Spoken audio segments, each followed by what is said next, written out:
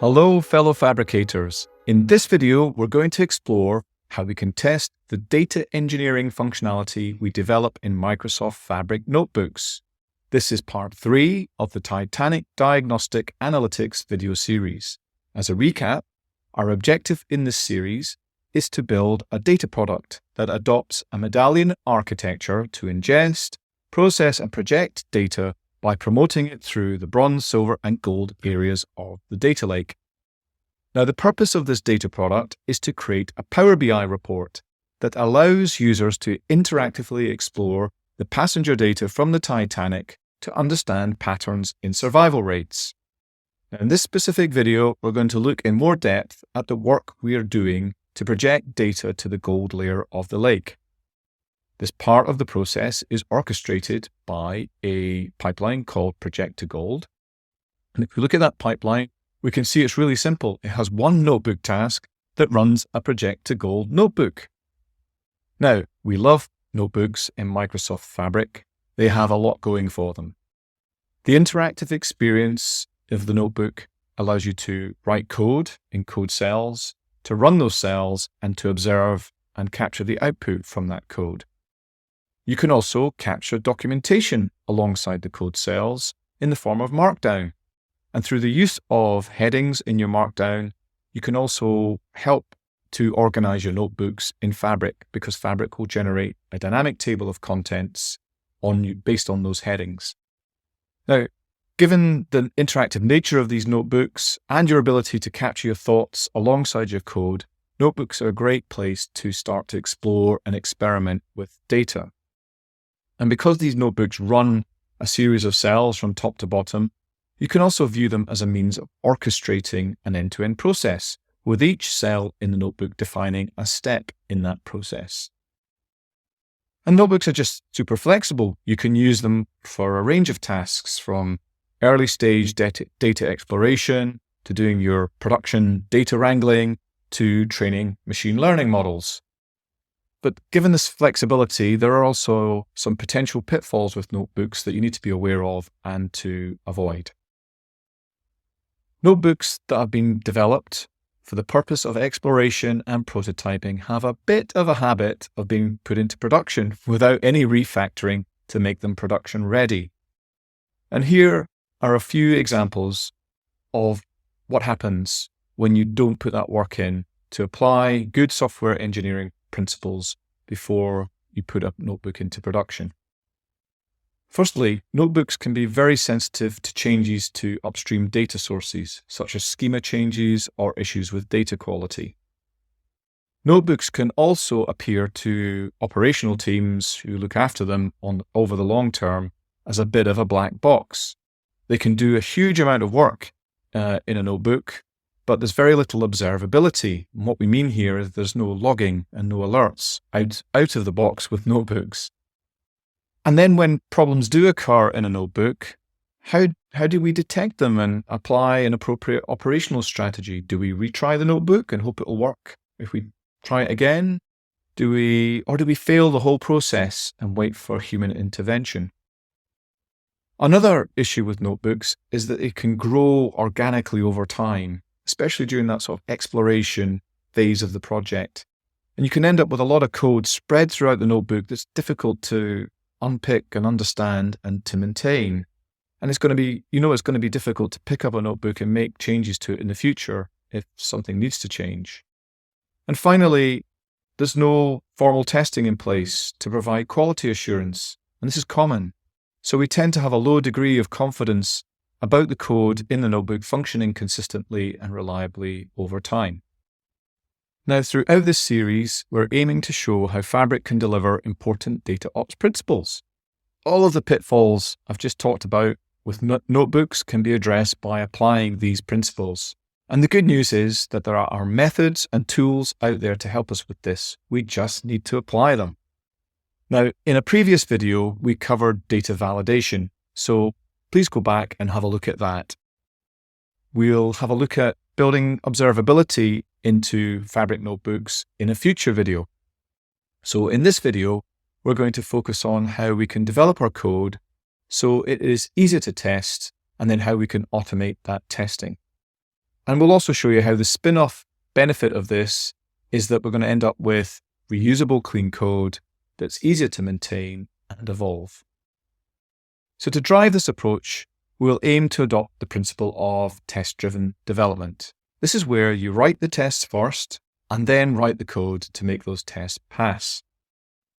Now, in practice, in a data engineering project, the kind of initial logic tends to be developed more informally. You're exploring the data and discovering the steps that are required to wrangle it into shape as you go through that exploration activity.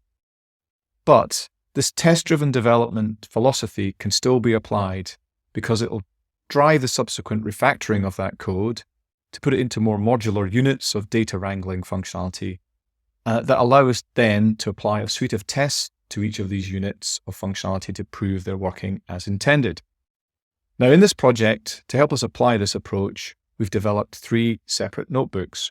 One to capture the data wrangling functionality, one to then test this functionality, and then the final to integrate and apply that functionality in production.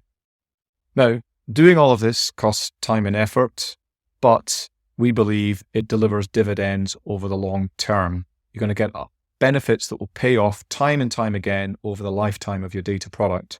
You're going to have code that's cleaner and easier to maintain, code that's largely self-documenting, so when new people join the team, they can get running up to speed and running very quickly, and a process that can be a testing process that can be automated. And by automating the tests in this way, you're taking the humans out of the loop, and you're able to bake in that quality assurance by default. Because through one click, or indeed by triggering this process automatically as part of your CI/CD pipeline, you can gain that confidence that your code is fully functional before putting even the smallest change into production. So, going back to the previous view of the pipeline, we'll see that it doesn't quite tell the complete picture. This notebook has a dependency. Through the %run magic command, you can see that it's running another notebook called Titanic Wrangler.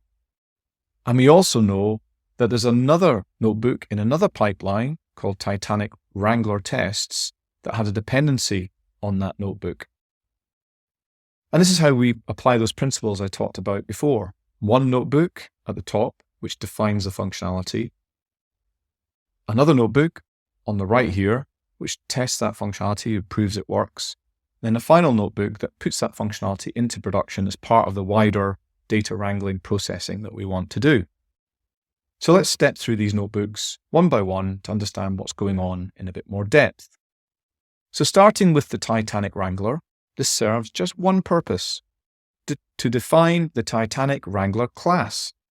Inside this class, you can see we've broken down the individual steps involved in preparing the data into discrete functions. And each function follows the same pattern. It takes in a pandas data frame, it performs some wrangling on that, and it returns the transformed version of that data frame. This allows us to use the pipe method in pandas to chain those functions together.